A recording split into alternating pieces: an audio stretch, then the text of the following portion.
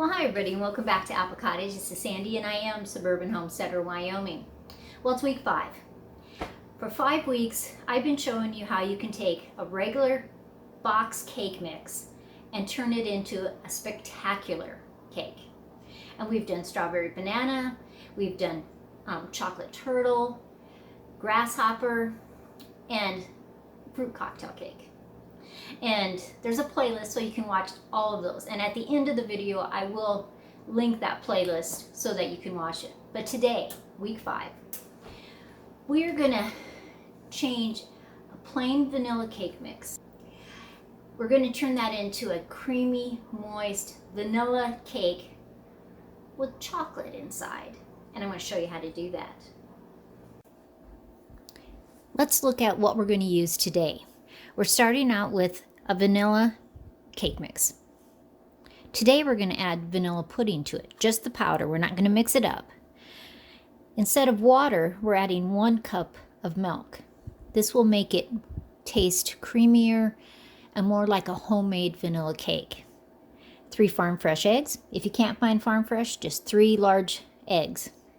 And a 1/2 cup of oil. Now remember, you can use a lot of different types of oil. I have a preference for grapeseed oil. You can use vegetable oil, safflower oil. There's a lot of different kinds you can use. And on Saturday, I showed you how to make homemade chocolate syrup. And we are going to use that. Not right away, but after the cake is baked, I'm going to show you how we're going to insert it into the cake. We're going to start by adding all of our liquids. So we have 1 cup of milk, 3 eggs, and our oil.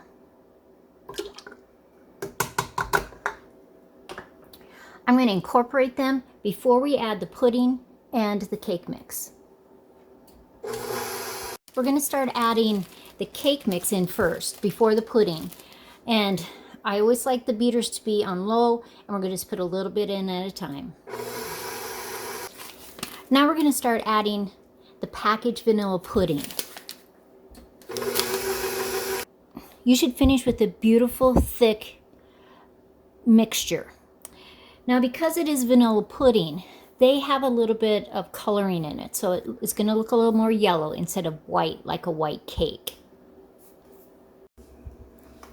Then we're just dividing the cake mix into 2 pans.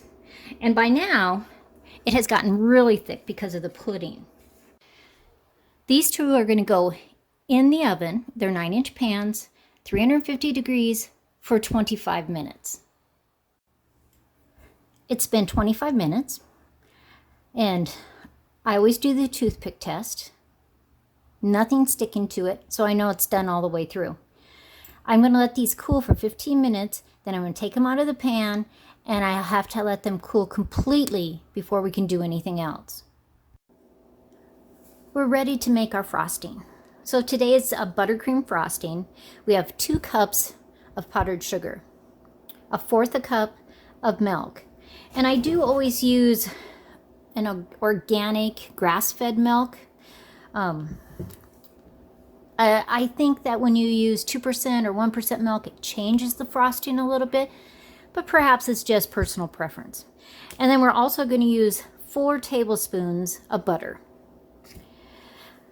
I'm going to use vanilla for the flavoring because we're going to add chocolate into the cake, and I don't want to distract from the chocolate. So I'm going to mix those in. I'm going to put them all in to the mixer. So there we have the frosting. It's thick, it's rich, it's creamy. Now, no matter what recipe you use, if it isn't thick and creamy for you, if it's doesn't have enough powdered sugar in it, just put some more in. Just because a recipe says 2 cups or 3 cups, when you're mixing it, depending on how you poured it into your measuring cups, maybe there was more airspace, and so you just always have to have that feel of the frosting. Now we're going to move over, and I'm going to show you how we're going to add the chocolate in. Here's our first layer. So I'm going to take the end of a wooden spoon, and I'm going to put some holes in it. You can go all the way to the bottom, you can go halfway down. I usually try to go at least 3/4 of the way down, if not all the way to the bottom.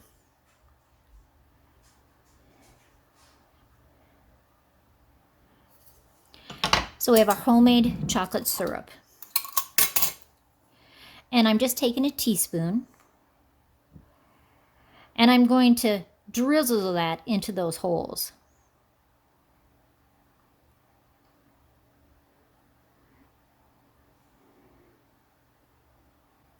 And see how that teaspoon basically fills up that hole. Now as you put the syrup in, they will settle because it's going to soak into the chocolate. And that's totally okay. Now you might look at it and go, now how are we going to cover that with frosting? There's a couple ways you can do it. One, you can spread it and the white frosting will mix with the chocolate. That's totally okay. If you don't want it to do that, we are going to use a Ziploc bag. I filled up a corner of a gallon Ziploc bag with frosting. And then I cut the very tip. So see how you can see it, that it will come out. Now depending on how thick you want the frosting, the hole could be larger. I decided to cut it a little bit larger. And I'm just going to make a ring around the cake. Now I don't really care if the center part starts to mingle. So I'm just going to put some frosting in there. And I'm going to use up that whole 3/4.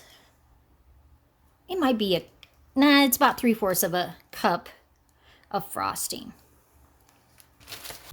At this point, you could just sit it on there and it would spread out when you squish it down. But I am going to take a butter knife and just spread it just a little bit. So I'm just going to start from the edges and push it in some. I'm trying to make it so that the chocolate doesn't spread. That's really my goal. Nobody sees it, so I don't know why I like it not to show, but I guess I know it's there. We are ready to put the second layer on. Once again, I'm going to use the end of the wooden spoon. I want to make sure that with every slice there's going to be chocolate. And the pudding in this cake makes it so moist.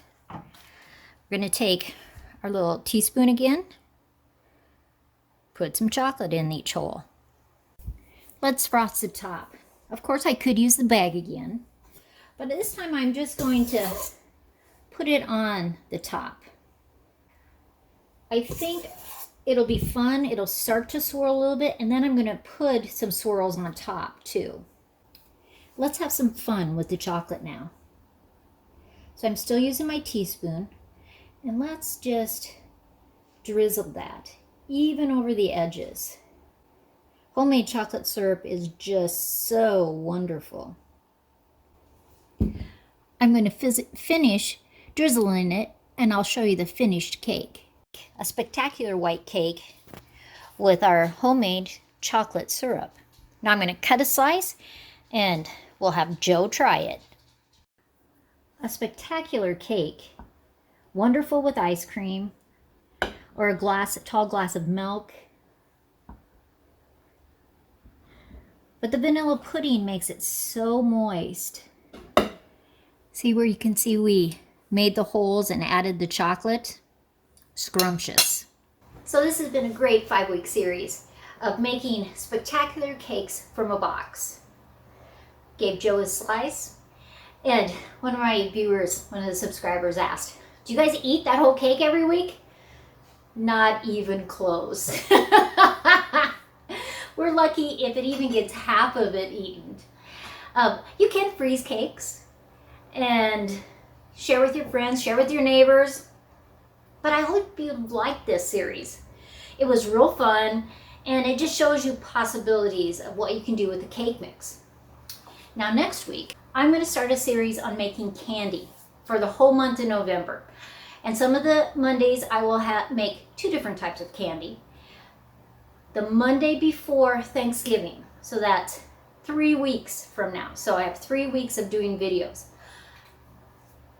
If you say in any of those candy videos, candy, or in the comments, I'm going to give a box of all the different kinds of candies away. So what am I going to make? Next week, I'm going to make caramels, homemade caramels, and then part of those I'm going to dip in chocolate for chocolate covered caramels. And we're going to make peanut brittle, and we're going to make fudge. So depending on the week, there'll either be 1 or 2 different types of candy. So I hope you tune in, and every single week, if you say candy in the comments below, you go into that drawing. And I'll take all the comments from all those 3 videos, and somebody's going to be a winner. As always, like, subscribe, share with the world. I appreciate everyone. I thank you so much for being my subscribers, for being my members by pressing that join button. And I will see you next time.